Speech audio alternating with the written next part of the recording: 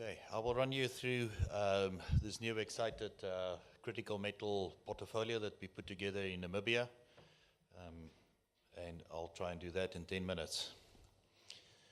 The normal forward-looking statements, so we'll skip through that. Our critical team on Namibia Critical Metals, Jerry McConnell is our chairman. He's been involved in Namibia Rare Earth, the TSX-listed company, for a number of years, and then recently I joined, and Ryan Elmis, our exploration manager in Namibia, is with me here, and then Don Burden has been involved with Namibia Rare Earth for a long time. So if we talk about the stock has been tightly held by insiders and management. Gecko Namibia had a large portfolio of projects that they infused into the TSX-listed company previously known as Namibia Rare Earth. And as a result of that, we've basically taken up about 43% of the stock, and the rest is held by insiders. So extremely tightly held stock, and our market cap currently floats between 35 and 40 million Canadian. So you can see in February we did the transaction where we infused the additional 6 Namibian projects, and obviously we had a good positive response from our investors, and the stock has changed its character substantially. So this is an overview of where the various projects are. We are focusing predominantly at the moment in the northwestern corner in the Keukenveld area of Namibia, where our key projects are. I'll start at the top there with a Pembe project. It's a Tantalum Niobium uranium project, massive carbonatite, over a few 100 million tons.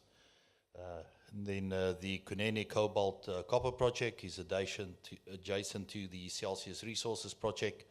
I'll show you a bit of detail there. And then the Lofdal Rare Earth project that was previously owned by Namibia Rare Earth is our most advanced project. It's a 43101 PEA study that was concluded on that in 2014. The rest is pretty much greenfield opportunities for us, and we will be doing some work around the Grootfontein project early in the new year. So what is our focus? It's pretty much, riding on the wave of the critical metals, all of the EV-related and battery-related minerals. And I mean, everybody knows the story around that. We're all excited about what's happening in that space. So this is the Celsius Resources project, just sort of the initial discovery of a significant cobalt district in Namibia in the northwest.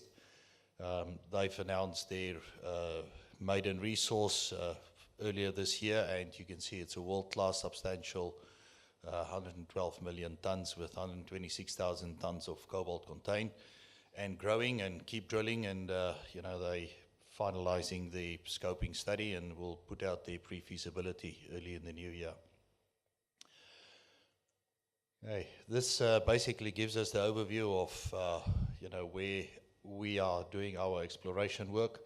So the red block there is where the Celsius has defined their JORC resource. It's a 10 kilometer, 11 kilometer strike length. The ground to the west is where we basically have got our tenements. If you look at all of those red, yellow, and pink dots, those are the soil abnormalities for cobalt that we have identified in a number of areas, and we've basically concluded a EM survey over this area, and we are systematically started to drill targets since October. We hope to finish our first phase towards Christmas, and then we will be able to announce our initial results on the exploration program in that specific area. The blue line is the continuation of the DOF mineralization that is hosting the Celsius resource, and we will be exploring to see what is the continuation of that look like.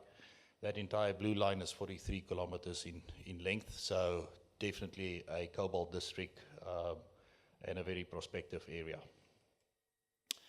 This is just some of the EM work that we've done. Celsius and us, we've worked together, flying that entire area, and to really understand what is happening there. A number of structures that is in there that is very interesting for us. we've identified a whole bunch of exploration targets that we will be working through over the next couple of months. Okay, the Lofdal Rare Earth Project is by far our most advanced project, and we're still very excited about this project. It's very unique in the sense that it's one of two heavy rare earth mineral projects in the world outside of China. So it's comparable to the Browns Range project owned by Northern Minerals in Australia, who's just started with their demonstration plant and commercializing their project. The Lofdal project completed a PEA with a 7 million ton resource in an open pit fashion. We believe that there's substantial upside in the resource there. It's extending it at depth, and it's capable of extending along strike. So we would be looking at increasing this resource in the near future. Fairly simple mineralization, as you can see there. But the focus here is that, we predominantly, 76% of our rare earths in this specific deposit in the xenotime is heavy rare earths. Okay, then the Apembe Tantalum Niobium project. This project is a carbonatite, as I've indicated. It's continuous, about 10 kilometer strike length. It's 400, 500 meters wide.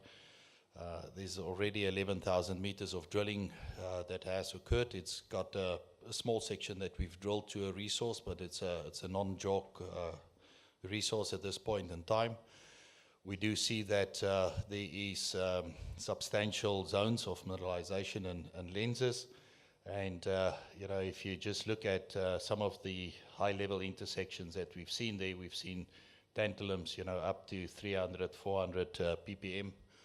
And if you multiply that at $85 per pound, it starts to make a lot of economic sense. With that, you get the niobium and uranium as additional credits. And, even if you look at the uranium credit that's there, we've got some serious intersections of 10 meters at 450 ppm. So there will be a substantial amount of credits for uranium, and if uranium comes back, it's going to be a very interesting project. Okay, then the Grootfontein project is sort of our next exploration target. We will be flying some EM hopefully before Christmas. We're just waiting for the final permitting to get that done. And then we'll be identifying some targets. It's a massive magnetic mafic complex that is all undercover in the Grootfontein area. Our licenses covers about half of that massive complex there. And it's sort of adjacent to the historic Bergaukas mine that is a very high-grade zinc, vanadium, lead deposit. And we hope to see some continuation of that specific mineralization there. The rest of the body, we believe, has got some potential for, nickel, copper mineralization. And then, the bottom thing is sort of a shot in the dark, but we're looking at potential continuation of the belt where some of the gold deposits are. So, see some of my gold friends are around here. Maybe there's something that's peeking around there. Okay, so this is my last slide. I think, this company that we've put together is a very diversified critical metals company. We've got a footprint of rare earths, cobalt, copper, vanadium, tantalum, niobium, and, a whole host of different commodities. We are flexible to focus on various opportunities as the market is creating the opportunities. We've got a very strong operational team in Namibia that has got a great success record. A lot of these discoveries were done by our local teams on the ground. And, we're in the right team, the right people, the right country. And we're creating an opportunity here for investors to leverage off the EV market and the various battery and critical metals. Thank you very much.